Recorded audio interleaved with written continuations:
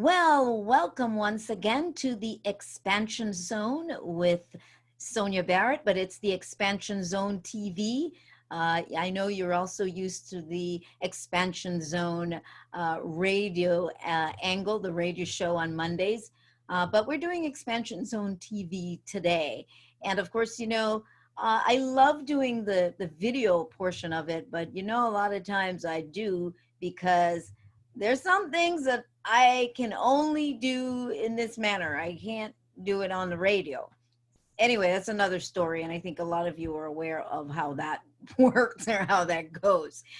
But today, I'm so excited. I'm always excited about the guests, but today, man, I'm telling you, her and I, anyway, today's topic is, we decided it was going to be understanding the laws and policies affecting us related to mask distancing, contact tracing, vaccines, all that stuff. And of course, who better than Peggy Hall, a health freedom activist. So I'm thrilled to talk to her. But I do want to remind you to subscribe to my YouTube channel by clicking the link below when you see this, because it allows more people to share this stuff. We've got to get this information out as many places as possible. Doesn't matter if they take them down. If you have a website, I say put them on there as well, because that's your personal website. So anyway, before we get started, I just want to remind folks, particularly those who are drowning in the fear and in the numbers being thrown around by mainstream media, governments, politicians, and many in powerful positions have had a history of deception. This is not conspiracy. This is a well-documented truth with a track record that speaks for itself. When fear is introduced into the equation with such things that threaten human survival, which, when it comes to our survival, there's a reaction there because you want to survive.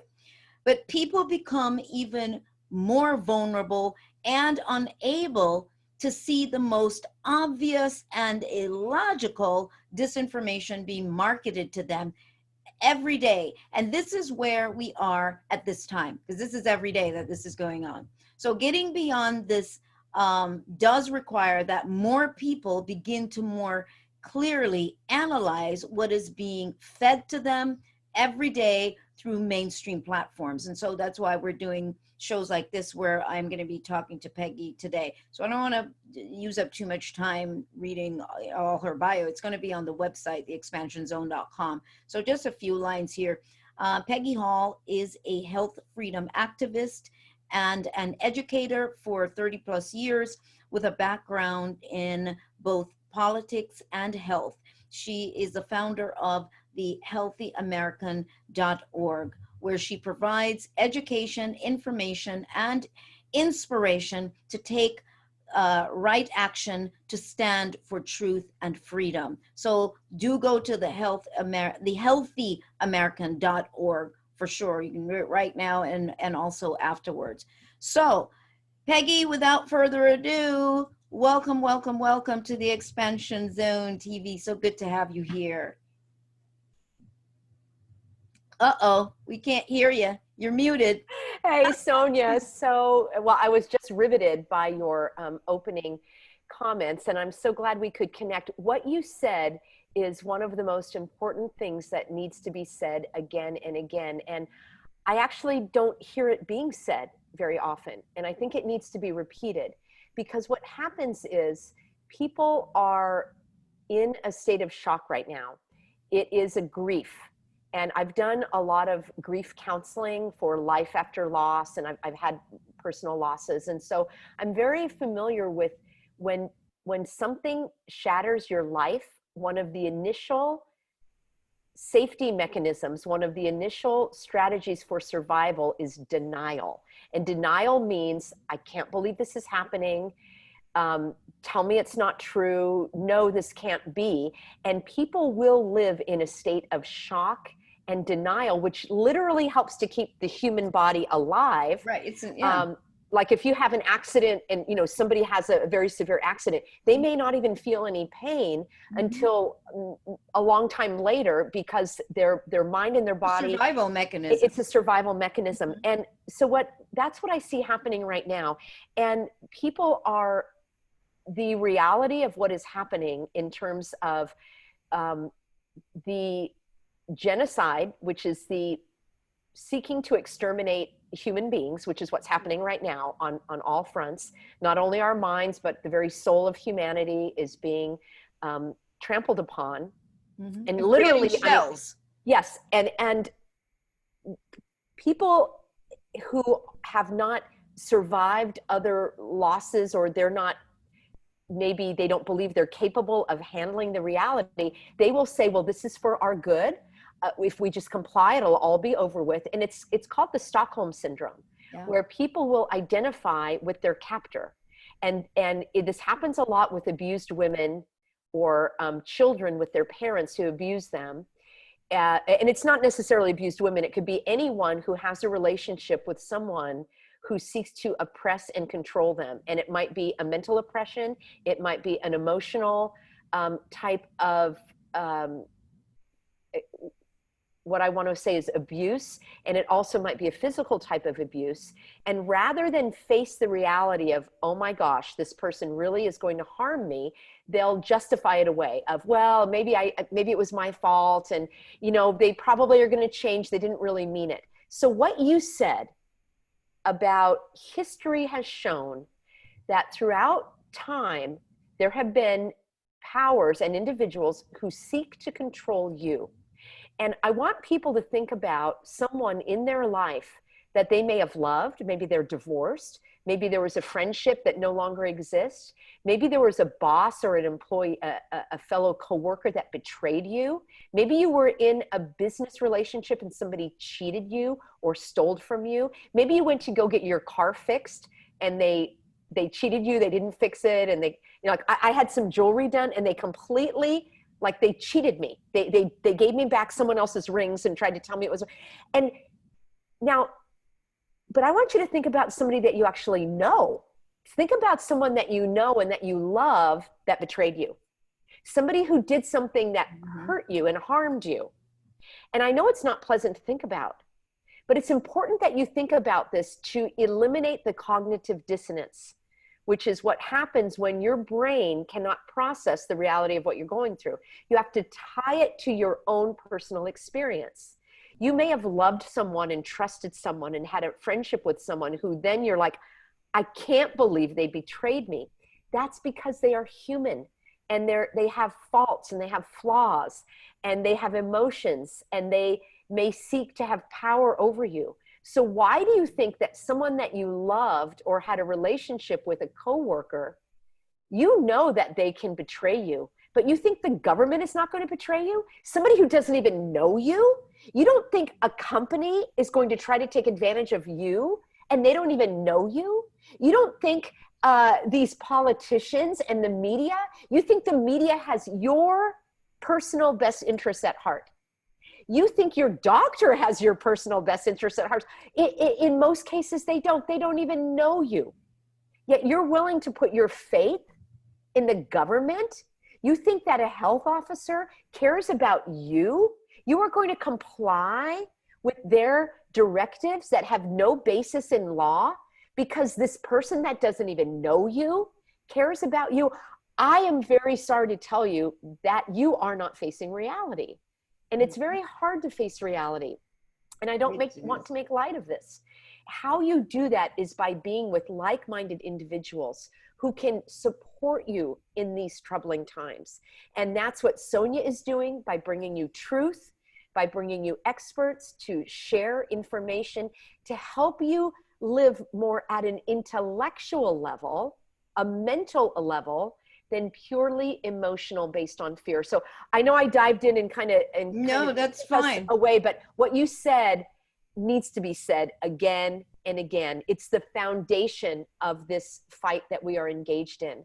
Oh, absolutely. I'm glad that you did elaborate on that, because that's something that I've been pointing out when I'm on interviews as well, is like people forget about the history And I like the part that you added where just somebody close to you, somebody who has loved you and you've loved them, and yet they were able to do those things. Human nature.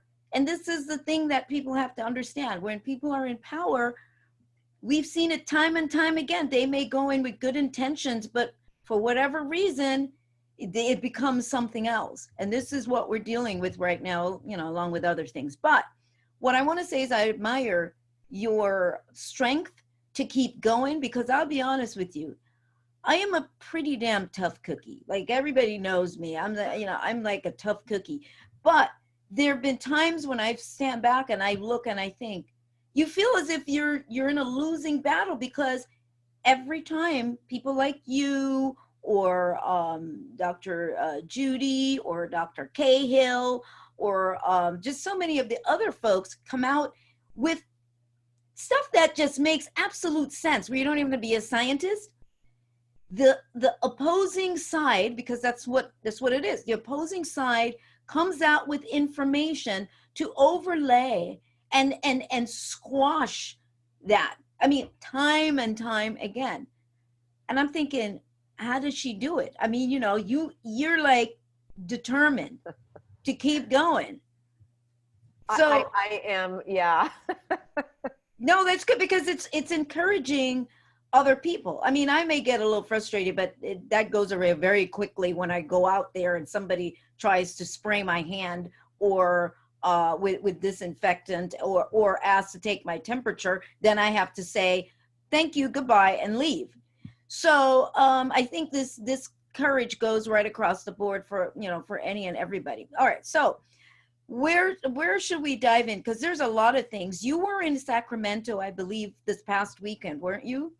Well, I have a story about that because I never boarded the plane. They wouldn't allow me on the plane without a mask. What airline? This was Southwest. Wow, because I just flew Southwest too, and I was able to get through it. But anyway, go ahead. Let's know. Well, before I booked the flight, I was going to book it online, and I decided I'm going to book with an agent because I want to be confirmed that I don't wear a mask, and I want to make sure that I can get on. So I actually spoke to someone and they told me that. And then I called back the next day and I confirmed it again, and I booked my ticket, and I said, can you put a note on my ticket or something? Because she said, don't worry about it. The masks are not required until Monday, which was yesterday.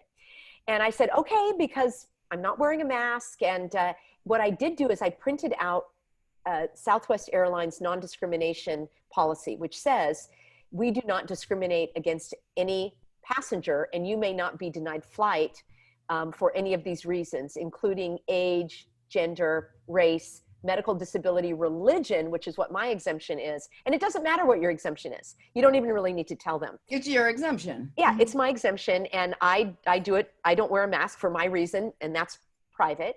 And I printed that out just in case, even though they told me it would be fine. And when I was at the airport, for some reason I boarded last, just on my ticket, whatever my boarding pass. My sister and I were like one of the last ones to get on the plane.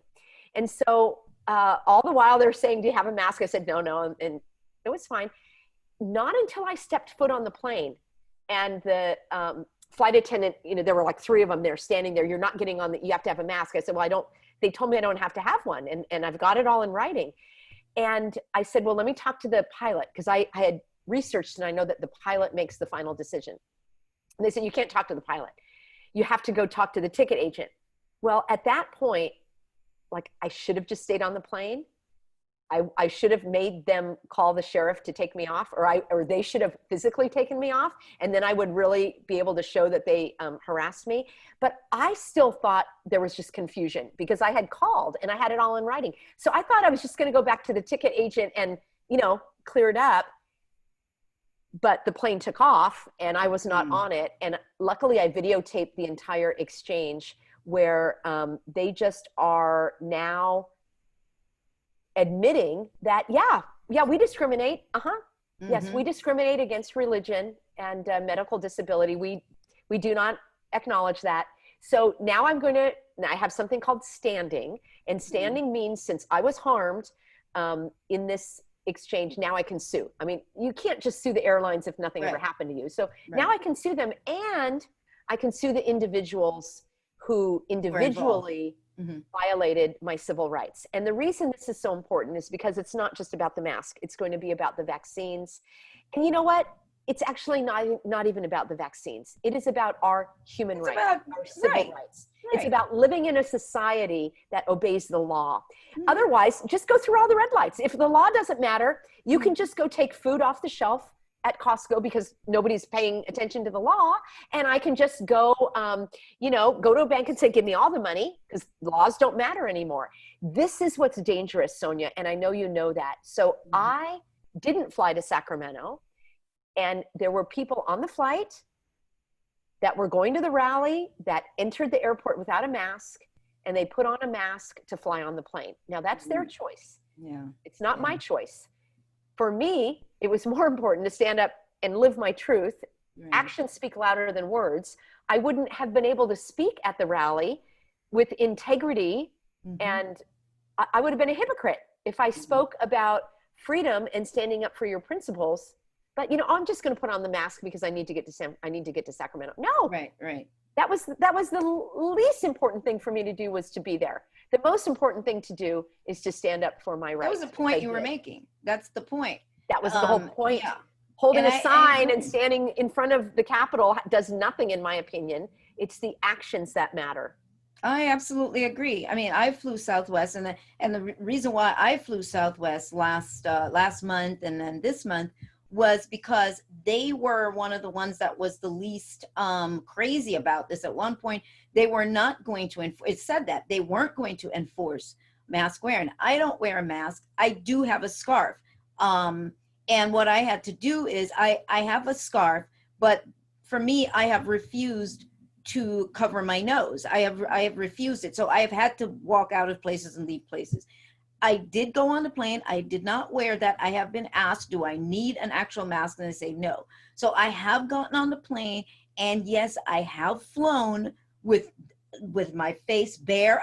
I've actually gotten on the plane. They see me with the scarf. See what it is? But I have gotten on the plane, say hi to the flight attendant, the pilot, through my mouth, and have walked right to my seat.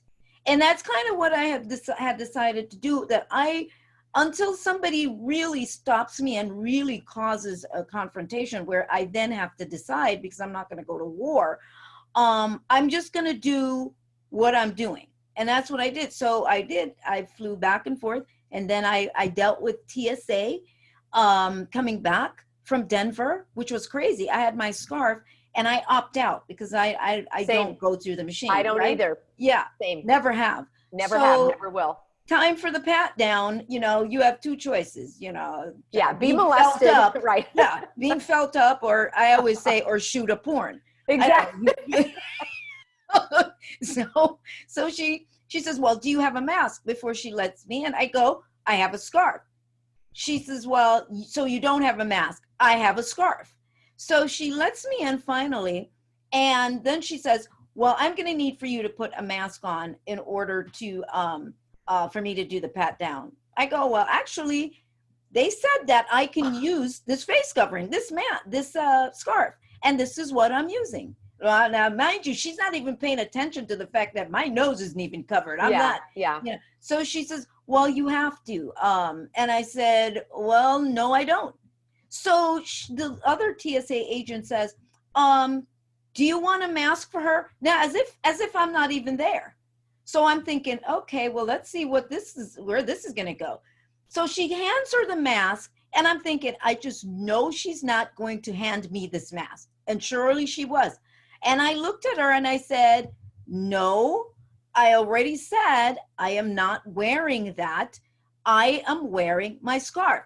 This is what your governor, this is what they've all said. You can wear a face covering. This is what I am doing. She said, well, I'm uncomfortable. And then I have a child at home with asthma. So she starts to pull out all this guilt stuff. In the meantime, I'm just listening. It's kind of like when I'm in a remember that commercial? Yeah. So I'm not arguing with her. I already told her what I'm going to be doing. And so she finally says, well, if you're going to be, maybe you'll be more comfortable with someone else doing the pat down. Wow. You know, if you don't want me to, otherwise you'll have to wear this mask in order for me to do it. So I just kindly said, okay, then send me someone else. So she did. So the woman comes over, she starts to tell her, and I think she was telling her with the intention of thinking the woman was going to respond the same way. And she says, no problem. Okay. She goes, if you're comfortable with removing your scarf, we can do the pat down. Like, I go, yeah. So I took it off and put it on the thing, and her and I chat. We had a good conversation while she was doing the pat down. It was very pleasant. And I said, thank you. And, you know, when she was done checking her gloves, and I went on my way through the airport, same thing, bare face. And I think you have to almost not pay attention to people whether people are looking at you or not. So I just had to share that with you, because I'm sure they're going to step it up now. You know, they're going to, you know, be more like on it maybe with people. Well, that's really an interesting situation and experience you had, Sonia. You know, the funny thing is, I normally wear scarves. I don't even have mine on right now, but I love scarves, and I have just for color, and Right. I normally wear them, and just for my fashion. Right. I actually didn't happen to have one on that day. I just had like this, which probably if I had the scarf, maybe they wouldn't have bothered me thinking that I was going to use it. Yeah. Because I know people do that, but I didn't have any problem with TSA. I didn't have any problem I didn't have any problem at all, even with the ticket agent. It was just stepping foot on the plane. And now I wish that, excuse me, that I had stayed. But you know, these are the things. I think it's going to get a little bit worse, as I say, because worst is worse than worse. I think it's going to reach a point where like the whole plane has to say, we're not wearing a mask. Yeah. You know, it has to be a critical number, and everybody makes that decision on their own. You know, I'm probably going to get a motorhome now. I'm not going to be flying for a while. Well, and I'm glad I already, went to Europe, but I don't need, you know what? That is so not important to me right now. What is important to me is these kind of conversations where we're speaking out about freedom, and those who choose, everyone has their own choice. That is the nature of my work. I am working for those people who want to wear a mask. I'm actually doing the work for them because they want to choose to do something. That is what I am standing for. It is called freedom. And you asked me how I have the energy and the endurance to keep going. It's because that is what drives me every day. It's not about flying without a mask. It's not about going to the beach if they're open or closed. It's about people not being able to go to work. It's about people not being able to see their loved one in the nursing home. Or I just heard about this one, broke my heart. When when children are put into foster care, sometimes they are in foster care because their parent might be homeless or might be ill. It doesn't mean that they're in prison. That parent is supposed to be able to see their child. And during this whole time, they have prevented those visitations. Now, if that doesn't make me get up in the morning to do this work every day, my heart breaks for these children that are forced to wear a mask. They don't even have a say if their parent is putting it on them. I was at the beach this weekend, and these little, they must have been 3 or 4 or 5 years old. Oh, yeah. They had their masks on at the beach. This is child abuse, okay? It is. This is child abuse for fear. This is child abuse for physical child abuse, suffocation. And I am sorry you probably are aware, I mean, I'm just saying many people are aware of this, but many people aren't. You know, covering the mouth of a child is a practice in pedophilia, okay? There is a lot of child abuse that occurs when the mouth is being obstructed. That's why when kidnappers will put tape over someone's mouth. If people are not yet aware of this humiliation and degradation and the silencing, you know what, Sonia, even if the mask worked, even if the mask prevented illness from now until eternity, I would still never wear one. Ever. No, you and I both. For all those reasons. Yeah. For all those reasons. Yeah, for all those reasons. So it's very troubling on many, many levels. It is super troubling. And especially, you're right, watching children do this.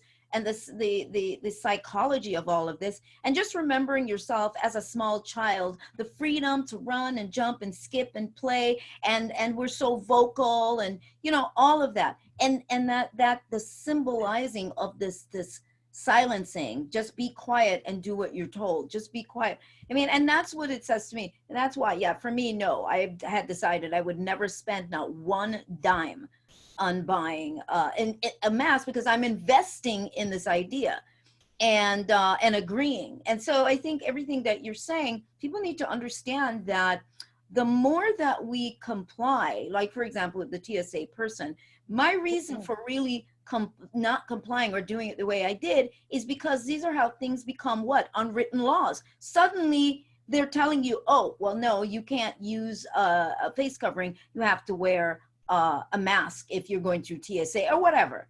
It's how these things become law, and you're like, where is it written? When did it happen?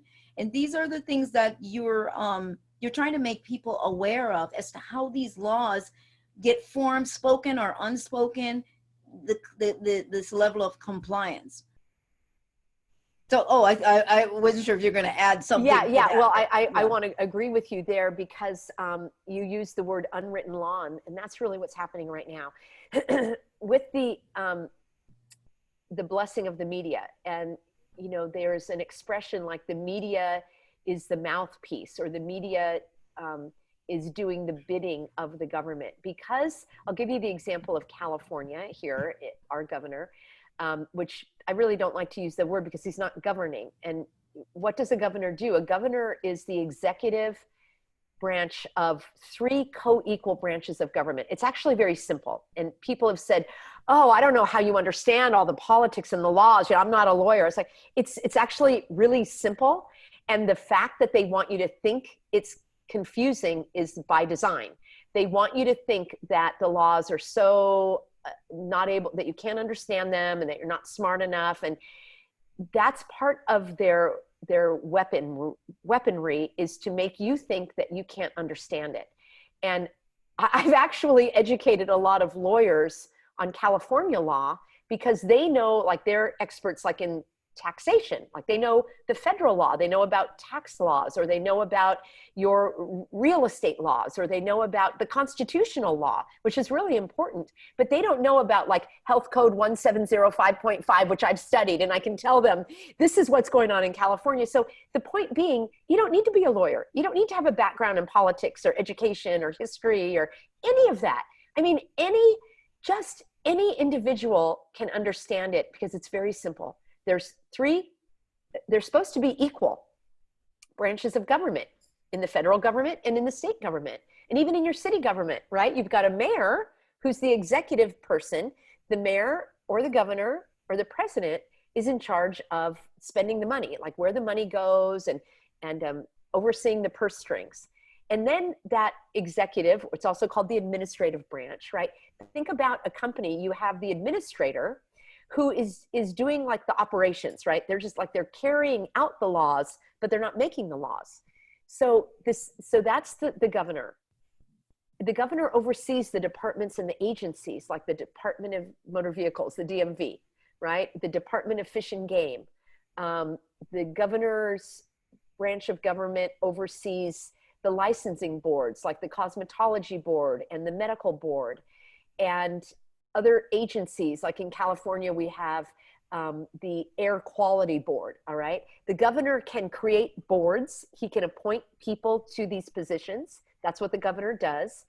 And the governor sets a budget that goes through to be approved, and then the governor doles out the money. The governor does not make law. That's in a different branch, okay? That's called the legislative branch, and that's where you have your state senate, which normally has two houses. So you've got your assembly or your Congress, then you've got your Senate. They make the law, and then the governor signs it, but the governor doesn't make the law. And then you've got the third branch is your court system, your law enforcement. You've got the judicial branch. So if the legislative body makes a law that you don't like, you can go to the court and say, hey, wait a minute, would you check this out because it doesn't make sense? That's called checks and balances. And if the governor starts doing things, the legislative body can meet and say, hey, you governor, you stop that. But the problem is the legislative body's not meeting in California. So now we only have two branches of government. So that's really on the brink of totalitarianism, where you have all of the rule in one person. People will say, well, why doesn't Trump just stop it? Trump should just issue a mandate. Trump should issue an executive order that says there's no masks. Well, guess what? Trump doesn't make law either. Executive orders have nothing to do with law. Executive orders are only to direct the agencies and the departments.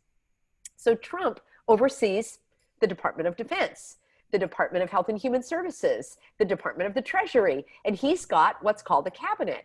And all of those cabinet members are in charge of those departments. There's the Department of Education. There's all of these. That's what Trump does. He oversees these departments. Now, the departments cannot make their own law. We have the Congress and the Senate make the law in the federal government.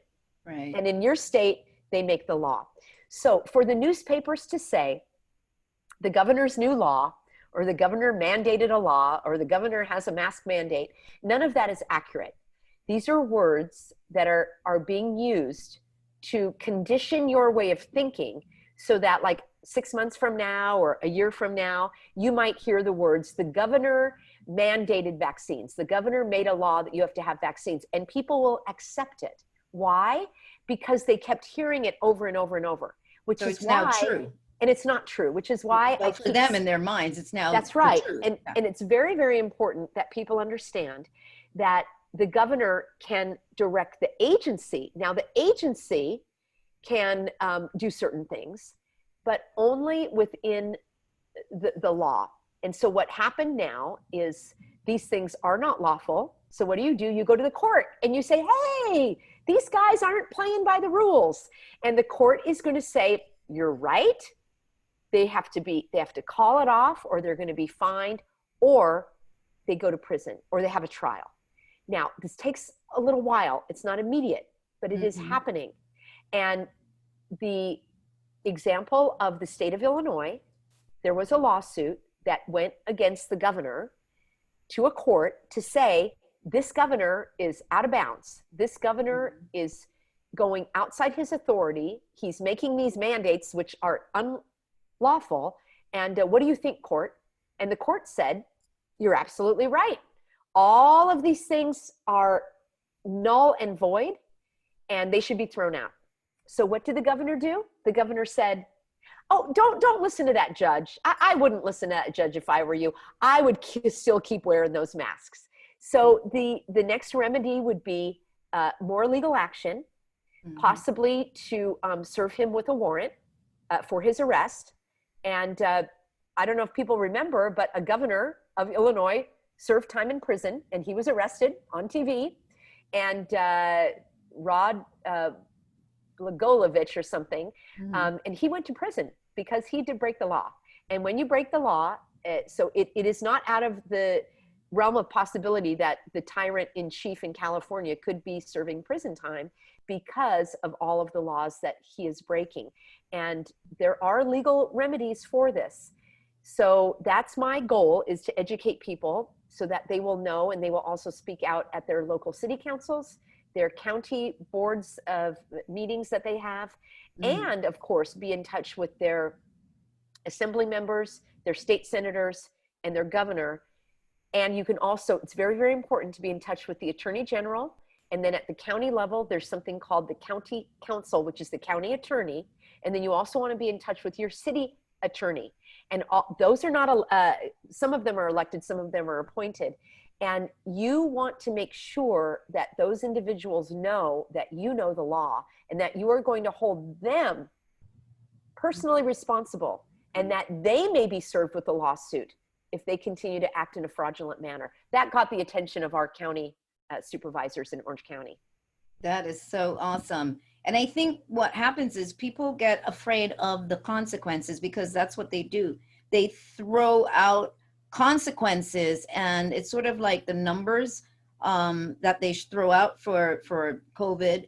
Well, it's the same sort of tossing out a consequence of a fine or jail time, and people only hear that. There is no processing that happens, or mental calculation of information that it doesn't add up and it doesn't make any sense. Well, when you go through, what was it, West Hollywood, which I haven't been over on any side where you're telling me you're going to charge me, fine me $300 if I walk through here without a mask. I am not there.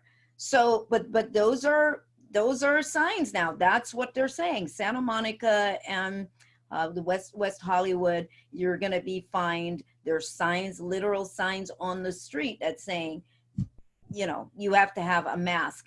And I think, how is this happening? People, in the end, it's people, Peggy, that is causing this to happen. It's the public.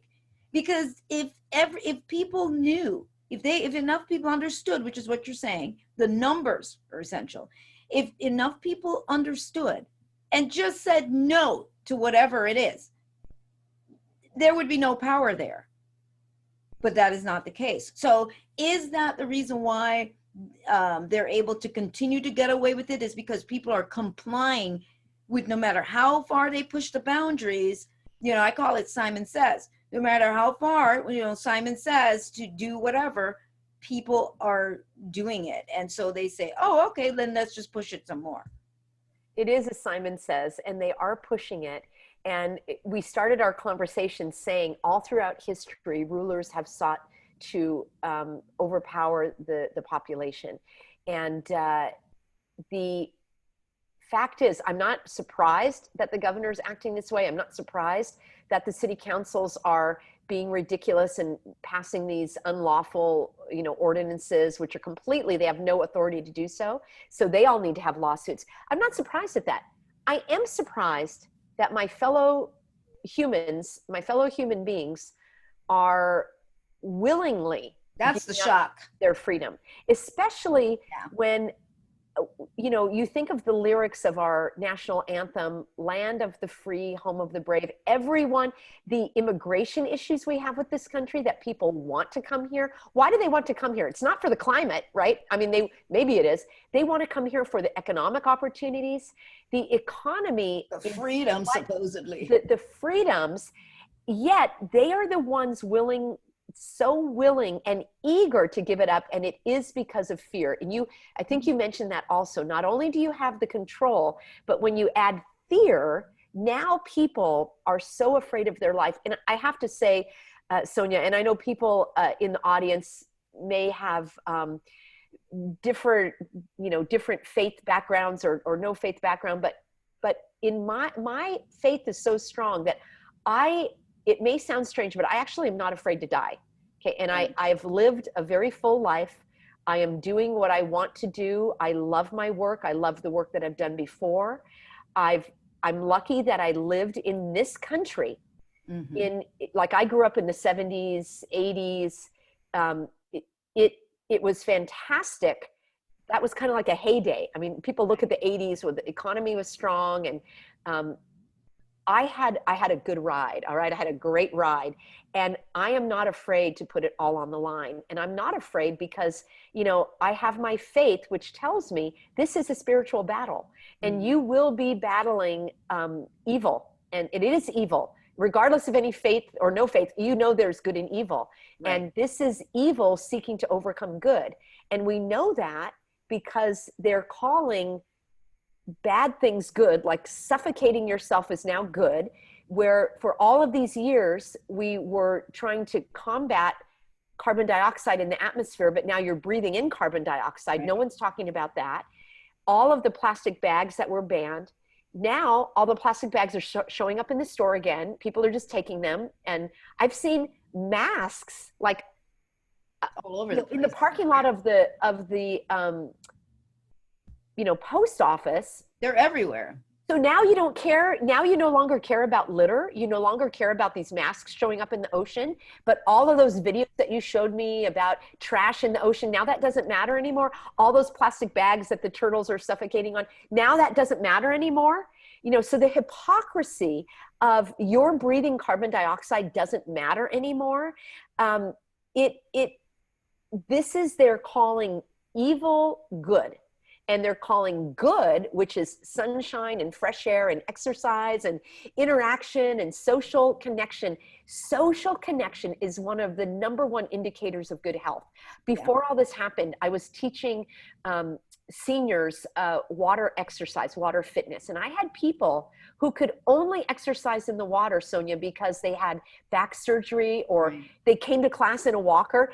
And people are like, oh, you can walk out in the park. No, they couldn't.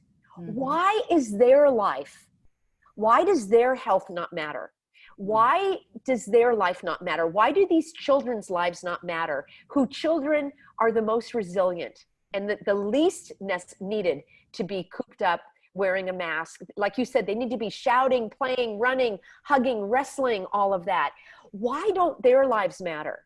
So my goal is to show the hypocrisy in a mirror to these very individuals that say, I'm doing this for you.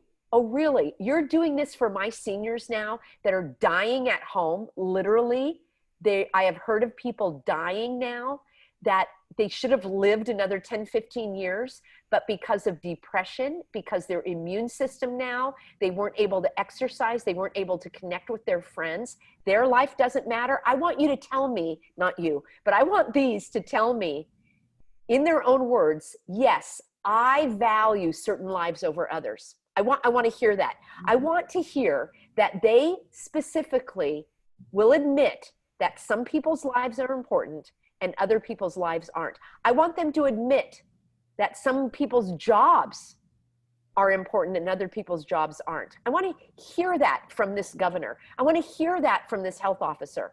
I want to what they're saying, and the neighbor who says, Peggy, you're killing people with, can you believe that? They've told me I'm killing people with my words, that I'm personally responsible for killing people. This is what's wrong with our society. No one is responsible for you but you, all right? Absolutely. Your doctor is not responsible for you. Now, I'm speaking about fully functioning adults. Obviously, children and the elderly and the mentally, that need help for mental or emotional. I'm talking about fully capable adults are responsible for themselves. I never asked anybody to wear a mask for me, and I'm certainly not going to wear a mask for anyone. And if you see what these individuals look like wearing masks, they have other things to be concerned about regarding their health. Oh, yeah. Mask is simply going to make them lose 50 pounds and stop eating junk food. No, try something else for your health. Put on a mask. All right. I'm just speaking frankly here because I've said that is really diminishing. No, but no, they've heard me say that. They've heard me say that. I've expressed the same thing on many shows because it's so annoying. It's like you cannot describe how annoying it is when they say, do this for others. And you will look, and the others that you're supposed to do it for aren't doing it for themselves because they've got, you can tell they've got health problems. Then they've got a massive bag of Doritos or pork rinds or a case of Pepsi, a bag, 2 bags of bread, and I'm thinking, no, this is the problem. To me, Peggy, what I see now is people are really not being encouraged to take any responsibility. There's no personal accountability, and what they're doing is putting it off on everybody else. And then because everybody wants to feel like they're being good people, they go, well, we're doing it, for others. No, yes, that's not, so I'm like, no, that's not at all accurate in this situation. So if people don't aren't being made to be accountable, what does that do? Just what we're talking about. It gives the system even more power because you're used to surrendering your will and somebody else being responsible for you. So the system says, I'll be responsible for you. And so you're going to wear a mask. We're going to tell you what to do. And so people aren't looking at the big picture, the rippling effect and the fallout, which is what you mentioned, of this entire thing on the suicide rate, the people, I've talked to people who hadn't been touched. The driver that drove me in Denver, one of the people, he was telling me he accidentally shook somebody's hand, somebody that he drove, you know, whatever, took to the airport. And then he said he kind of thought, oh, wow, they both thought, oh, we aren't supposed to do that. Then he realized that that was the first human contact he's had since this happened. He has touched no one. And in that moment, it was the first flesh to flesh contact that he had. And we had a great conversation, and he felt so much better by the time I got done in the hour-long ride, you know, giving him information. And this is the kind of thing that is happening, the fallout, the depression. It's not being talked about. Just wear the mask and wait for the vaccine. It's so deeply troubling. And the beautiful thing, Sonia, is that many people who are awake and aware and sober-minded and thinking rationally, they're coming up with more and more ways to combat this. And I just heard about a movement coming out of California, it's called Hugs Over Masks. And a couple of friends and I, we were doing something similar. We called it Hugs Kill Bugs, because you actually need to have that physical connection. You know, just physically you need it to stay healthy physically, right, but you need it for your emotional well-being. And your prior to all this, my work was called Living Swell, and it was all about emotional wellness. It was about feeling better in your mind and your emotion, because that is what affects your physical health. Yes. And hugging people and smiling and being together is the number one thing you can do. And you know, moving ahead, I really want to encourage people to find those like-minded individuals. And they are there. They're there in Los Angeles. And at thehealthyamerican.org, we are creating area groups where you'll be able to, this is going to come online, so I'm not sure at the time of the recording, but do check it out. You'll be able to do what I call click and connect. We're going to have an app where it will, and you will have to pay for it just to keep out all the trolls and everything, but it'll be, you know, like $10 or something.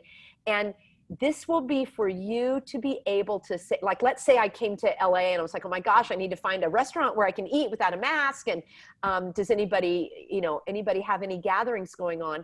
You can connect with people in your area that are like-minded, because what we need to do, Sonia, and I'm just so grateful that we make this connection. We need to start creating a new society, right? We need to create a new society where those that want to live in fear and be compliant, I will pray for you, but go ahead and just leave us alone. Like, you know, it doesn't make sense, like, why you want me to wear a mask if you're wearing one. And like, let us have our own restaurants without the mask, and our own grocery stores without a mask, and our own theaters and parks, and you can, you know, be over there and we'll be over here. That's what they want, and that's okay. Because we can create new societies of people that want to live in true freedom and liberty with law. I mean, with actual, you know, you need to have you need some structure. You need some structure. I like that way. You need some structure, but it needs to be coming out organically. And I'm actually kind of excited to see it's already not an oppressive structure. No, not at all. And we need to find the most local types of societies as possible. The more you go away from the local, it's like, I live in a you know, HOA, homeowners society. I can't even really get along with some of the other neighbors who want certain, like, they want a parking and I don't want it. It's like, how in the world do you have an entire world agree on the same things when you don't even have your neighborhood agree? And we have to acknowledge that. So the more local, in my view, the better. I want to have somebody come, you know, I don't want to have to go to a hair salon anymore. I just want to have the lady come cut my hair, right? And I want somebody who makes clothes, we'll go to her house and we'll buy the clothes. Right. What's wrong with that? Yeah. because I'm not doing a vaccine, and I don't care if I ever go to Costco again. So those things don't matter You to and me. me. You know, and the schooling can be done locally, and you don't have Yeah. to be a teacher. You can have somebody who's a teacher and do the kids. So this is the good that's going to come from it, and That's it will right. come from it, and it is starting to organize. So it's we need to keep our spirits high. You know, Yeah. please, people, don't jump ship. Don't just comply to say I'm tired of it, I can't do it anymore. Join in with a group, join in locally. There are lots of people that are organizing, and you'll find those that you want to connect with. That is absolutely it, because in the very beginning when this started, because we didn't know that it was going to get like this crazy, so you did want to support some of the restaurants, but then I started looking at it and I thought, you know what, the more you support these restaurants according to these new ridiculous mandates, is the further out they're pushing it. And I'm certainly not going to eat my food in a parking lot. There is no, why would I do that? Ridiculous. Why would I do that? I called a restaurant that we really love, and maybe about a month ago, and I asked what the situation was, the mask situation. Ultimately, in the end, she said, "Well, oh no, when you come in, you have to walk in with the mask, and you're wearing the mask basically the whole time." So I said, "What?" She goes, "Well, the only time you're not is fork to mouth." Those were her exact words. It's fork to mouth. That to me takes away any joy from me, even because your whole reason for going out to eat, what, is to enjoy yourself with whoever it is you're with, to relax. That is not relaxing. So you're right. So I think, yes, knowing where to be able to go to eat, places that are coming from a freedom perspective, from a different perspective, is definitely the way to go. We need a new airlines or something. We need that, because I'm gonna have to drive. I already had decided. I'm like, okay, so does that mean then that if it's a 16-hour drive, which I don't mind driving, I'm just gonna have to decide, I'm just gonna have to leave early enough, making enough accommodation to be able to drive to some place, if that is the case. Because I'm with you. I just can't do it. You know what, Sonia, and anybody listening, and I'm sure people are already thinking of it, this is a wonderful opportunity for an entrepreneur to start a charter airlines, which will be a mask-free. It will happen. I'm confident that it will. After I got home, I thought, I'm going to look into some of these private jet where they call it the empty leg. So let's say, some billionaires chartered a jet, but on the way home, they have empty seats. Right. So you can book those at a less fee. And I predict that there will be, there's a little kitty cat. I predict that there will be charter airlines coming through that will be affordable. And if people are all going to be traveling to a certain event, they might just look into, because when I looked into Sacramento, like my ticket wasn't cheap. It was $250 round trip. It's like an hour flight, really. Right. And, but if you had enough people, you could get a flight, you could get a plane, for like $5,000 or something, and have enough people to pay for it. Those There things just are has to be other ways. That's right. And that's one of my mottos. There's always another way, and I'm going to find it. There's always another way, and it might not be my preferred way. It might be, but it's an option.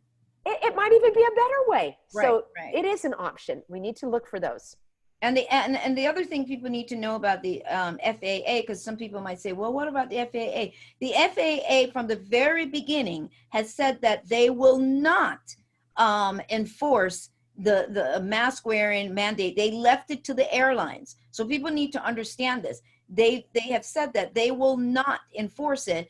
It's up to each airline as to what they will do. So, and that's all you need to know then. So it's up to the charter company or whoever at that point, which makes it possible to have some sort of setup like that. Now, I also wanted to make sure that we kind of cover, for people who are listening, and you've talked about going into businesses, or if you have a business deciding not to open up, not to do the lockdown. Is there any advice that you can give with somebody that is terrified?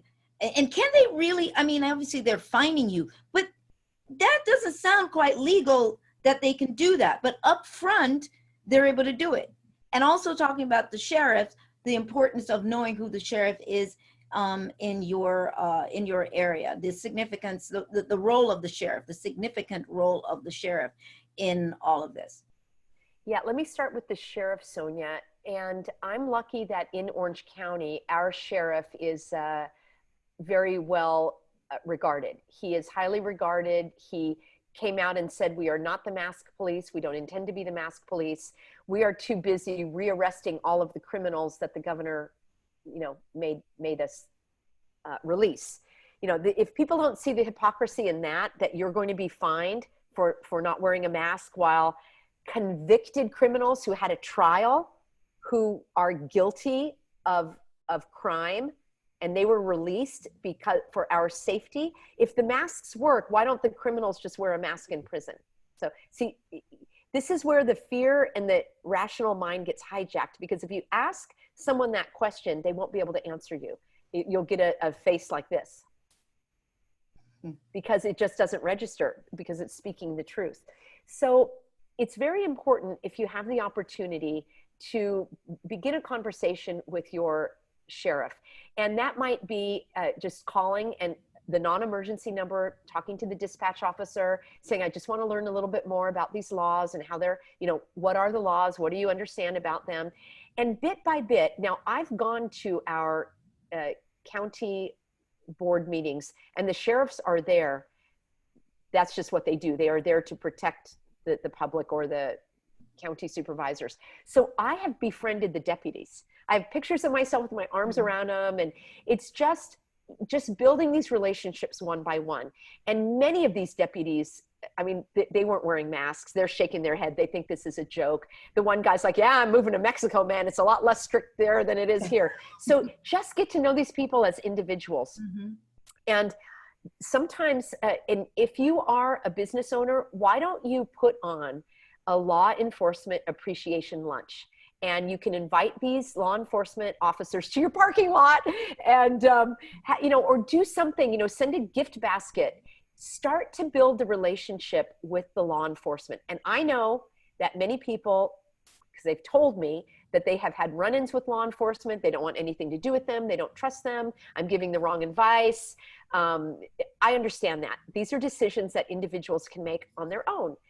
My experience has been different, and I would like to offer that for those who want to develop a relationship, at least for informational purposes. It's very important that the business owners develop a relationship with the law enforcement officers and develop a relationship with environmental health. These are the individuals that will come to inspect your business. There also are business inspectors from your city. Whoever gave you your business license, like I worked in the city of San Clemente, I have a business license from that city with my name on it. I could call that office and say, I have a business license and I'm just curious as to know what's the situation in the city regarding if I don't wear a mask or I conduct my business. You want to gather information. Now you're developing an ally on the inside who can give you information. You might be able to call this person on a first name basis and say, hey, you know, Melanie, I heard that the city might be having a meeting. Can you tell me more about that, right? You need to know what's going on in your area where you conduct business, in the city, in the county, and in the state. Now, if you have a license, like I have a license to operate a business, that's my only license. I don't cut hair, I don't serve food, I don't serve alcohol, I'm not a massage therapist. There are certain, like if you own a jewelry store, that's probably the only business license you have is to operate that store. But if you have a license from a board, like hair cutting or the liquor license or a food service license, now you have to abide by what is called their regulations. And I've made some videos on this, and I am going to do some business forums for small businesses where they can be educated on this. And I'm going to have a legal advisor, and I'm going to have law enforcement advisor. And I hope to have an advisor from one of these licensing boards, because I called them and I called the ABC, which is the Alcohol and Beverage Control. Mm-hmm. There's a law that if you serve liquor to a minor, you're going to get a violation. You're going to get a citation that you violated that law. If you have your refrigeration not at the right temperature, that's a regulation. Right. You can be cited for that violation because it's on the books. There's actually a code. There's a law, a code. Right. Mm-hmm. If you're a hairstylist and you don't have your scissors disinfected, you could be written up. If you don't have your chemicals in a locked locker and they're just on the shelf, you could be written up for a violation because that's a regulation on the books. There is no regulation on the books for wearing a mask. There is no regulation on the books for serving your people outside in the parking lot. There's no regulation on the books that people can't be sitting next to each other. There's no regulation on the books that you have to have a disposable menu. There's no regulation on the books that you can only eat with plastic knives and forks and throw them away. And they're trying to do all these things, but there's no regulation. So what do? They come in and they say, we've had a lot of complaints. Right. And they'll show you all these numbers of the complaints. Look at all these complaints we've had from people who said, nobody in your restaurant's wearing a mask. And you're like, oh, and you look at all these numbers and you think these are laws. They're not laws. These are a record of a complaint that somebody made, all right? Then they're gonna say, if you don't change this, we're gonna give you a violation. Mm-hmm. And I know this because people are sending me copies of the violation. If they get a violation, chances are it will say you are violating, you are charged with a misdemeanor for violating Section 8558 of the California Emergency Code. Well, Section 8558 relates to the governor being able to declare a state of emergency. It has nothing to do with the mask. It has nothing to do with 6 feet apart. It has nothing to do with the disposable menu. But the person who receives it and they see the fine is $1,000 probably are going to be so worried that person is just going to pay it. People that are going to stand up are going to go in front of a judge and say, what is this for? And the judge is going to go, well, it's for nothing, throw it out, which we've seen time and time again. The very first lady in Texas went before a judge because she opened up her hair salon and they gave her a violation and he threw it out. Why? Because there's no regulation on the books. Now, what they might do, and this is where people get worried, is let's say you run a restaurant and you serve alcohol and you're not doing anything wrong, but they send the ABC board to come inspect you and they can't write you a violation because you didn't do anything wrong. But then they're going to start to do what, like breathing down your neck, right? They're going to strong arm you. They're going to show up every day. They're going to ask, they're going to do these unlawful inspections, which by the way, you do not have to allow them on your premises. They should get a warrant. And this is what I want to teach people in these business forums. So I can only do a very kind of cursory information. If you get a violation, you need to look up what that is. You can also contact me. I do private consultations on a very limited basis, and I can help walk you through that.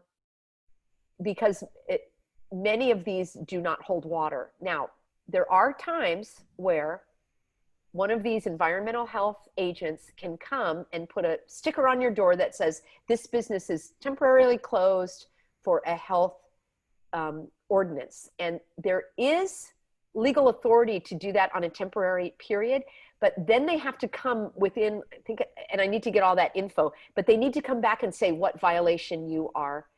Within a certain time frame. Right. Within a certain time frame.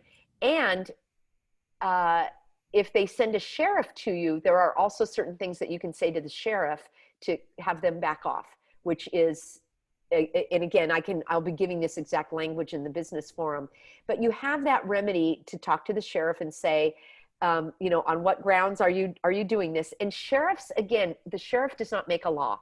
And the sheriff does not even get to say whether they think the law is good or bad. The sheriff can only enforce the law. But the fact of the matter is there is no law to enforce. And all of these ordinances that are being passed by the city of Glendale and the city of Los Angeles, they're not legal. they cannot pass these ordinances that will require an individual health behavior. There is no legal authority. That would be like saying your city council now passes this ordinance that says you have to go to bed at 10 o'clock at night.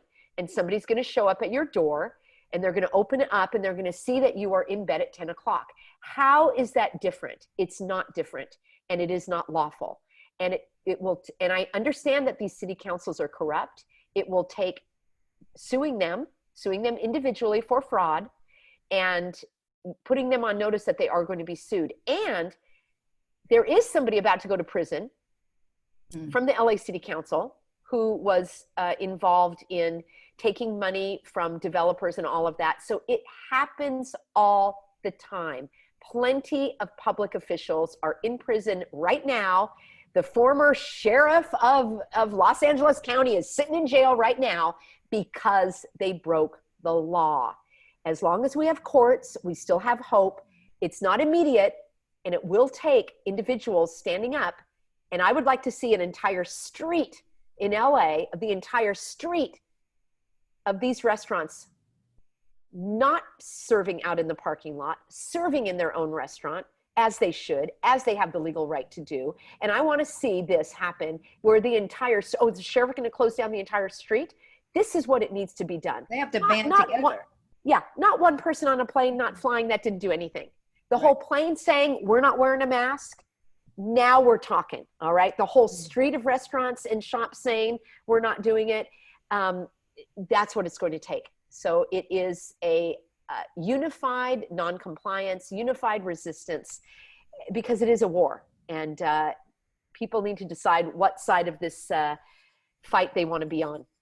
Oh, yes. And that's the reason why the sheriff in Orange County was able to say he can't enforce it, because he technically can't. He knows legally he can't enforce it. So it's not personal preference, has nothing to do with that. It's the legality of it is, no, I cannot do that. And he's not willing to be sued in the end for going against, you know, whatever the actual written laws are. Now they're using the idea of state of emergency. I think a lot of this has been pushed under that umbrella of saying this is why the governor, because if you say anything to any of these people, they go, well, you know, he's allowed to do that because state of emergency. So do you want to just speak to that just a little bit? It's really important. In fact, it's probably the most important point for people to understand. And emergency is defined very narrowly.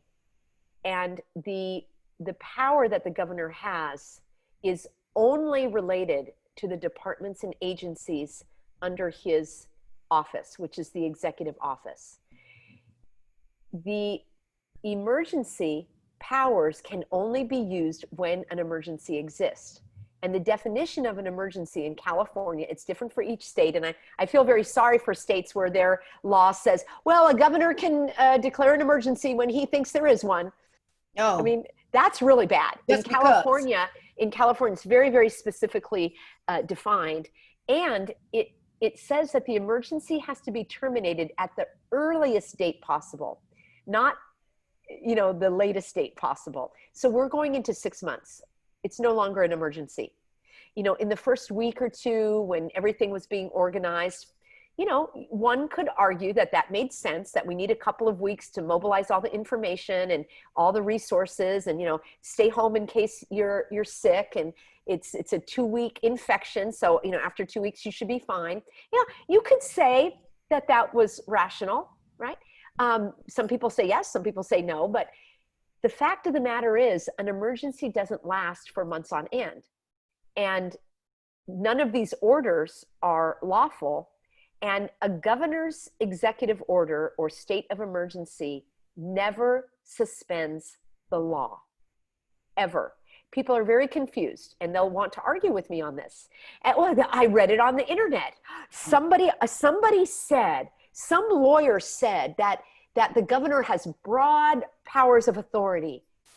Well, none of that matters. What matters is what's written down in black and white in words. right. And when you read the words, it's called the California Emergency Services Act, you'll see that that's not the case. you'll see that it's very narrowly defined, and that a governor has to cease and has to terminate that emergency when there's no longer an emergency. How do we know there's no longer an emergency? Well, because the hospitals are laying people off because they're empty. Because there's more protective equipment than anybody could ever use in a lifetime. Because the numbers do not justify an epidemic. I'm not talking about whether there's a virus or not. I'm not talking about why a virus was introduced or not. I'm not talking about any of that right now. I'm talking about the evidence related to whether an emergency exists. Well, Peggy, the reason the numbers are so good is because we stayed home and we wore a mask. And if you wore a mask, we'd get through this sooner. Well, the fact of the matter is, we don't know that the staying home had any effect. In fact, the numbers might have even been better if we had been outside living normally. Absolutely. Because it could have washed through the population. The virus could have mutated. Getting a case of the virus doesn't mean you're going to die. Very few people die. It could mean that you have more immunity. So the fact of people wearing masks and staying home and staying distant, that could be making the numbers worse than ever. We don't know that it's better. They said that in New York, though. That's what was one of the things that they didn't understand, is that the people who were actually staying home, a lot of the people who didn't leave and they stayed home, they actually were testing positive. They couldn't understand that. Well, a lot of these people, their immune system was probably shattered from staying home and eating a lot of frozen packaged foods and stressed and not exercising, and it's, you know, all of these factors. So yeah, you're right. And you know, Sonia, there's one other thing that's really, really important. We need to define that phrase public health, because that's what all of this has been doing, that, you know, it's for the public health and the public health officer, and there's a public health order. I want people to understand that public health and individual health is different, and it's legally defined. And it's legally defined in the federal government, Title 42, which is about public health and welfare. It's likely it's legally defined in your state, the difference between public health and private health. And here's what it is. Public health is something that affects, that it is a public behavior. For example, there is a chemical explosion and everyone has to evacuate that area. The public health was designed for authority to evacuate people in times of a chemical explosion, an earthquake, a flood, a fire, or a tornado, a hurricane, or disasters. A disaster. It was intended for an immediate measure for the public at large, and everybody out of this area. There's a gas line that's leaking and it's about to blow, so you've got to leave. Now, there's not time to go get a court order. There's not time to go through the legislative body and pass a law to make everybody leave. So the public health officer and the sheriff and the fire department and the police chief, they all have very limited authority to issue an order, right? Like a sheriff can say, I order you to stop your car. Well, that's lawful under certain conditions. But they can't do that if you're just out walking your dog. They can't say, I order you to stop. You're going to go, well, who the heck are you? I'm going to keep walking. They can only do it in very limited times. That's public health. Now, private health, individual health, is what you choose to eat, when you decide to go to bed, if you want to exercise or not, if you want to eat junk food or not, if you want to smoke cigarettes or not, and drink alcohol or coffee. These are called individual health choices. These are individual health behaviors. Public health, and I want everyone to hear me, was never designed to impact or enforce an individual health behavior like wearing a mask, standing 6 feet apart, which has no science whatsoever. Better would be is if they did make you go to bed at 10 o'clock at night, and they did make you stop eating the junk food, and they did make you get 30 minutes of exercise. Now that actually is healthy. Why can't they tell us to do it? Why? Sunlight and individual health choice. And there is no authority to make you do an individual health choice, individual health behavior. That's what they're trying to do with the masks. That's what they're trying to do with the distancing and the vaccines. And we have got to educate people who are saying, you have to do this for me. No, I don't. No. End of story. Then why don't you go on a diet so I'll lose weight? How about that? You can go on a diet so I'll lose weight. That's very nice of you.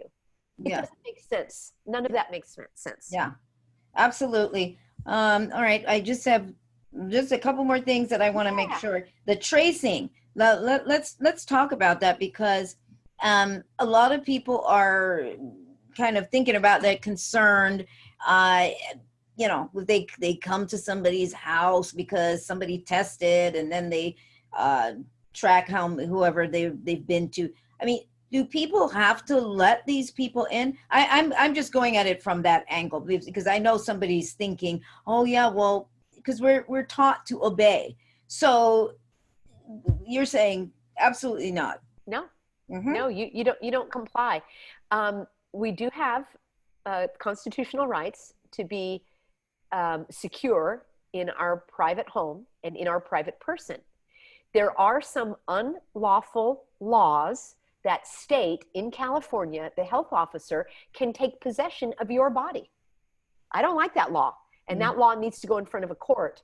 And what will happen is that they will try to take somebody, and that person will file a lawsuit against the health officer and against the law. So these individuals need to stand up. Do not comply, because what happens next? Why wouldn't they be able to say to you, you know what, Sonia, you've got 2 kidneys and you really only need 1. You can live with 1. And our kidney bank is really short. So it's the right thing to do. It's the unselfish thing to do. And even though you don't want to do it, we are going to require that we remove one of your kidneys, because we're all in this together.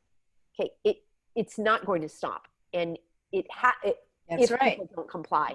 So I will never be tested. So I don't need to worry. I am not going to be tested. I will reject that, and I will take the consequences. If it means losing whatever sacrifices I need to make, I will make those sacrifices. And I do want to alert people that they should start preparing now. They should be very prepared for survival, and they should be prepared with food and clothing and medicine. They should have enough supplies for their animals. So I've got supplies. One of my cats is on a medication. I've got plenty of that. I've got plenty of food and cat litter. I've been stocking up over the last several months, because I know the day will come where they will not allow me to go in the store without showing the vaccine. And they may even limit my ability to access my money. So you want to make sure you know what you're going to do with your money, your home, your family, unless you stand up now. All right. So you need to stand up to the tracing, to the masks, and certainly to the vaccines.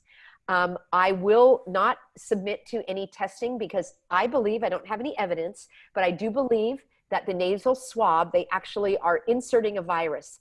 It is very well known that in human testing and trials, and I've read reports on this, I mean, like years ago, like in the 1980s, they would test to see how easily people caught the flu. How did they do it? They inserted the flu virus in their nose with a swab.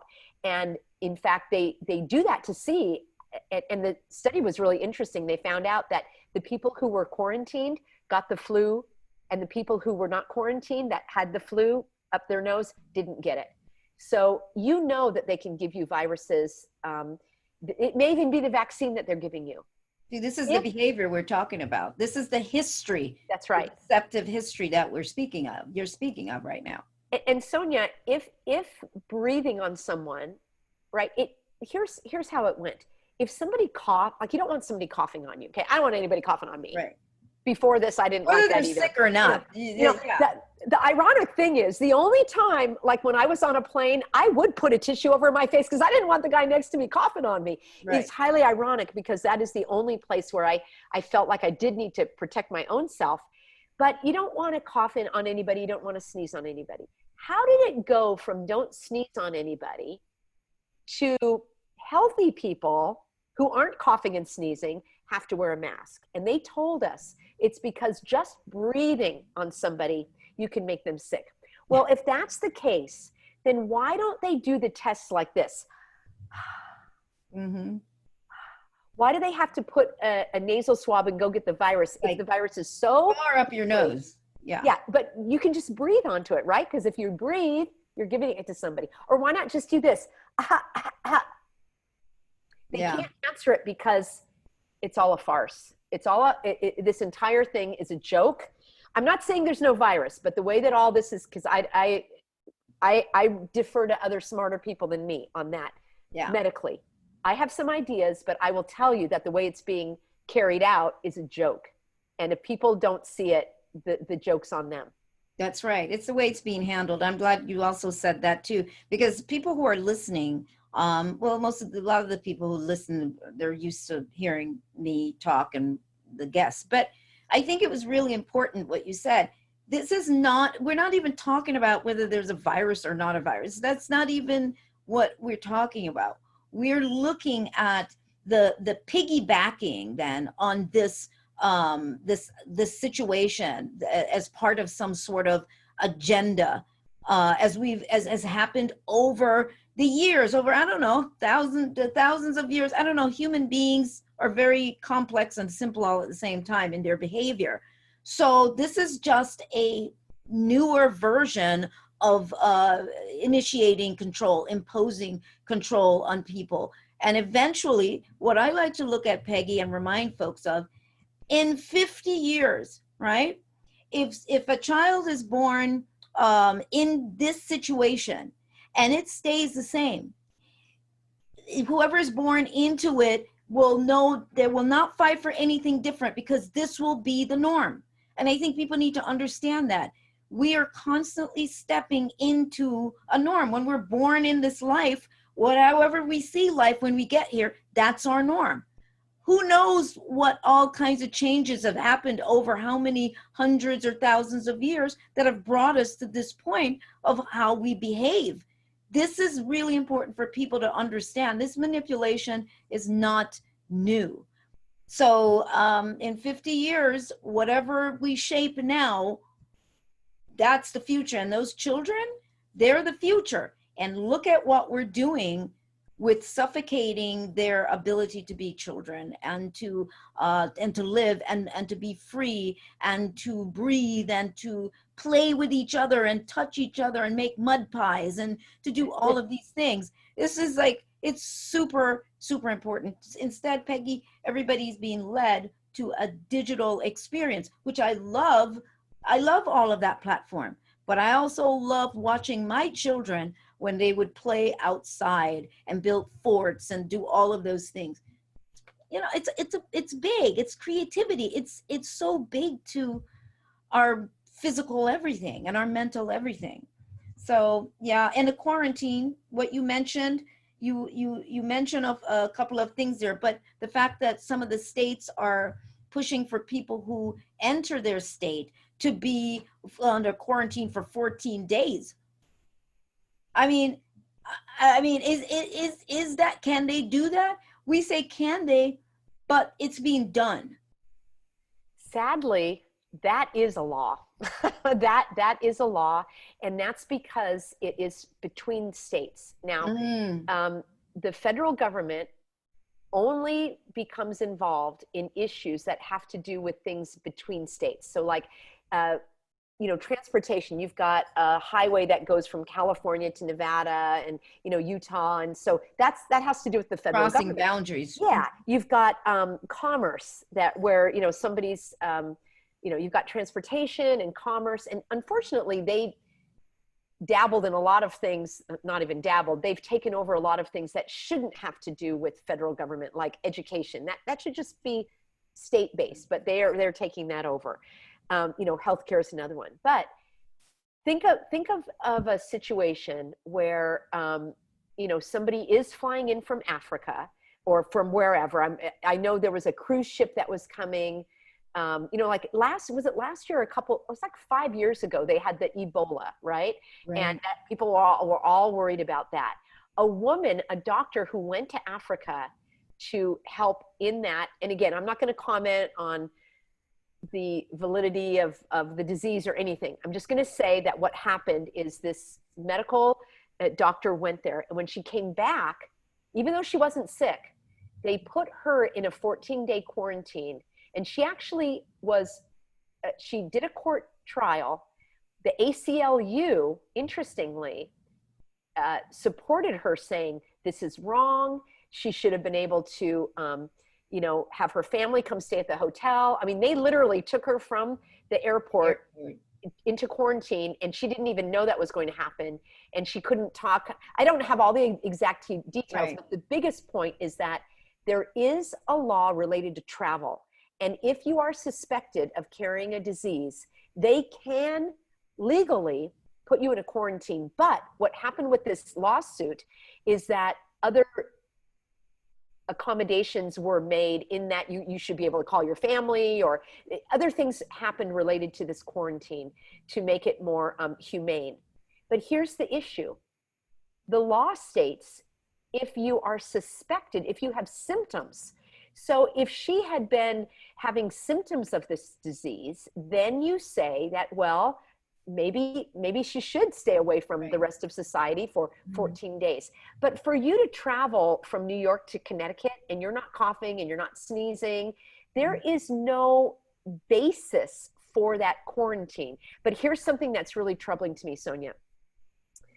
I was just reading the Federal Register, which is the compilation of laws that are kind of passed in secret. And what I mean by that is they're passed in a lawmaking procedure, but one that we don't see. And it's written into this big book, and then it's published, and it's supposed to be law. Well, they are trying to redefine the term ill person, okay? Because according to law, an ill person has what's called signs and symptoms. So if you go to the doctor, the first question they ask you is, what are your symptoms, right? Do you have a tummy ache? You know, just for anything. You're like, oh, doc, I need to see you. Well, why? What are your symptoms? Because symptoms are things that tell you that you are sick. You've got a pain in your back, or you've got an upset stomach, or you've got, you know, something wrong with your neck. These are symptoms. What the government is seeking to do in order to control the population is to redefine the phrase ill person to say they don't have to have symptoms and they don't have to have signs. Well, that's every single person in the world, because I don't have any symptoms right now. I didn't wake up with a headache. I can breathe. I don't have any aches and pains. My tummy's not upset. I don't have indigestion. I don't have congestion. I don't have sinus pain. I don't have an earache. I don't have a toothache. I don't have any signs and symptoms. And now they're going to say, well, you still might be an ill person. Okay, this is genocide. Genocide is the killing of people. Okay, you've got, you know, homicide is killing of a person. Genocide is killing of all the persons. And if people don't know yet, that is the end game. The end game is depopulation. The end game is the getting rid of you and me, and especially the children, because they can procreate, and especially the elderly, because they remember what freedom is like. All those things you said, Sonia, they remember their life 50, 60, 80 years ago. They do not want that. They seek to get rid of the people like you and me that actually are thinking about these things and speaking about them and having opinions and educating. We're like number one in line. The only ones they actually want to keep are actually the compliant ones are easy to get rid of because they're so compliant. So we will probably be the last ones standing because we're clever and we know how to evade. But the sad fact of the matter is they don't care about you wearing a mask or not wearing a mask. They actually only care about their power and their, you know, what they worship, which is power and evil. And they want to do away with as many people as possible. Well, the non-essentials, which is the same term that is used for businesses, but the non-essential goes across the board. They are determining what businesses are essential and what's non-essential. Who says, you know, that the big corporations are essential, But the little entrepreneur is not essential. It's not essential for you to want to get your hair cut or hair, whatever it is, done, or nails. That's not essential. However, everything in Target or Walmart or, Whole Foods or Amazon, those are essential. And it is pretty crazy. And you do have to put your foot down and decide where you're going to go. Who are you going to support? And I had to really start thinking about this. And so, yeah, my husband, he laughs, he cracks up just because, I'm getting more self-contained, with this thing. I was saying, I don't have to buy water anymore. I've got my system, and I'm like, okay, well, I got to get a bread machine because It's true. It's true. It's like, I mean, and those are also for reasons of simply because the food has also been infiltrated, and that's been for a long time. So I just think that's where we need to go back to. This is the way it was. People were more self-sufficient, and they cooked and ate. They know what was in their food. I think we look at this as more modern, and then that's primitive. But no, we need to go back to those models so that we do know what's going in our bodies, right? So that we can have stronger immune systems because it's less processed foods and so on. So, it's really an opportunity right now as well. It's just doom and gloom, but it depends on how people decide to approach what's happening right now. Absolutely. I couldn't have said it better. Well, I've certainly talked to you for a while, and of course we could talk for a long time. Orange County, I used to live in Laguna Niguel, love the place. And so I do want to thank you, but please, anything else that you need to give out the website again, if there's anything that you have coming up, please just let the audience know about that. Well, thanks, Sonia. One thing that we're doing is we're making waves, and that's kind of the slogan for the Healthy American is making positive waves of change. And here's an example of that. We had a whole campaign of reaching out to the major retailers to demand mask-free shopping hours, right?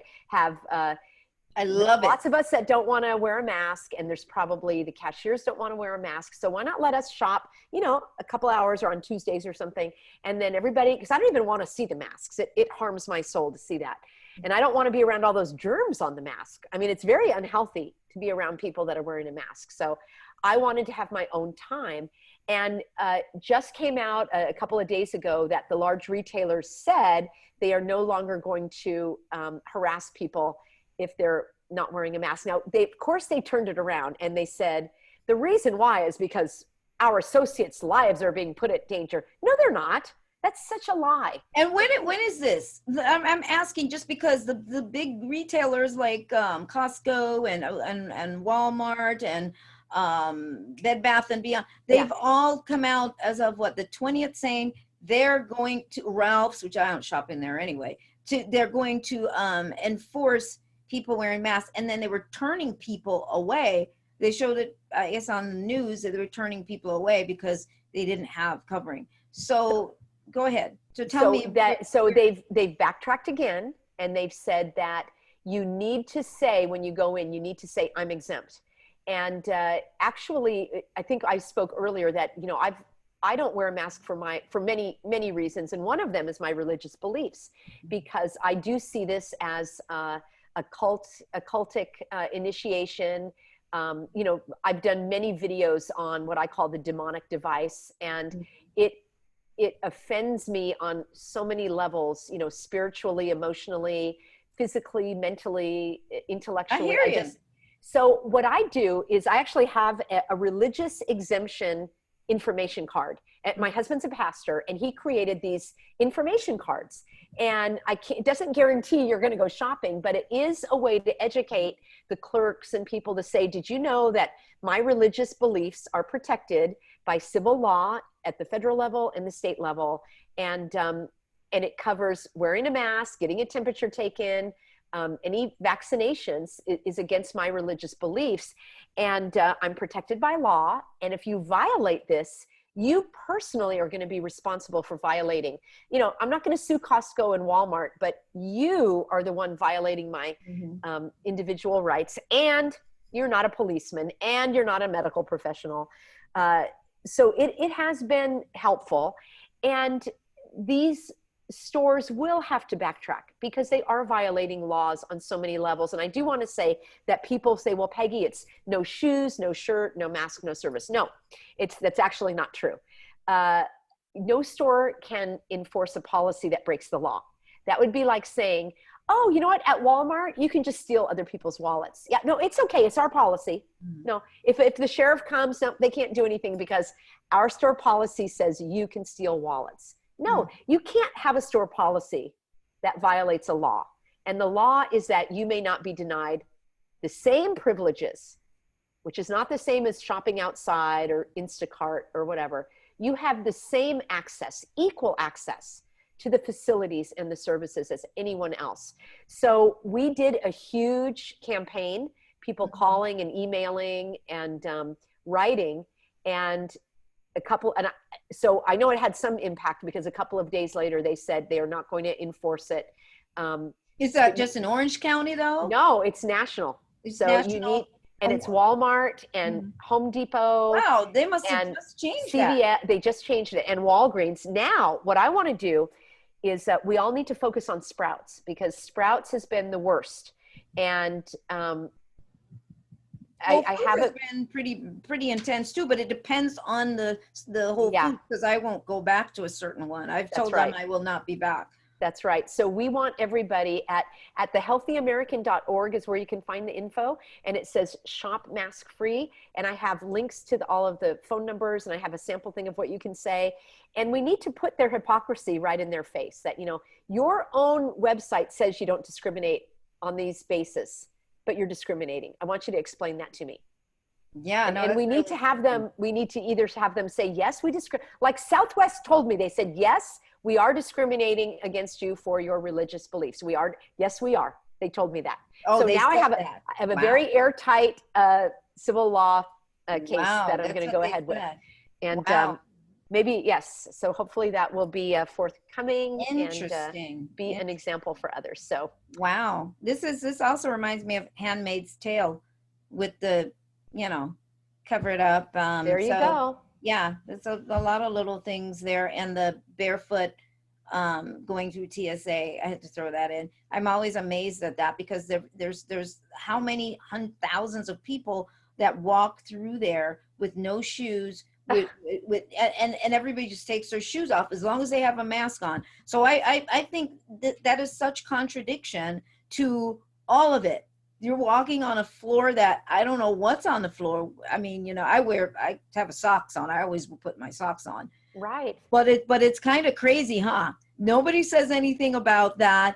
But as long as your face is covered, but you can walk on this floor that I have never seen anybody mopping.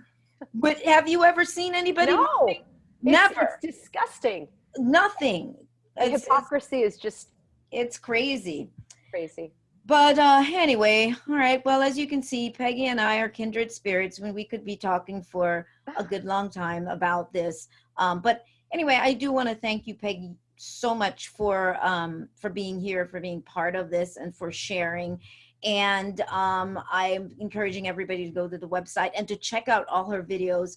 There's so much passion and so much I'm going to say realness in the videos because she is speaking from her heart about something that is so much bigger than just us opposing wearing the mask. This is a much bigger story, a much bigger situation.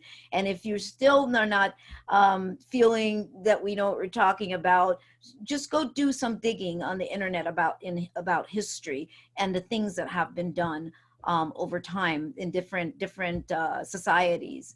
So yeah, that's it. So this is not just about that. It's about us and having the choice and the right, which we were born with, to be able to live our lives in making the choices that we need to make. Thank you so much.